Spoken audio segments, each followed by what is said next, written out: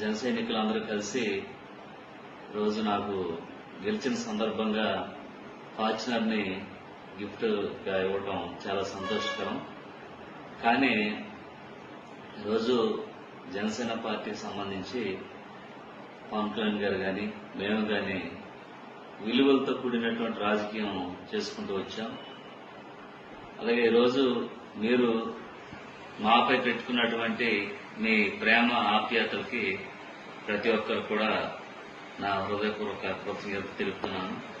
అలాగే మీరు ఈరోజు నాకు ఇచ్చినటువంటి ఈ ఫార్చునర్ గిఫ్ట్ ని నేను సున్నితంగా తిరస్కరిస్తున్నాను.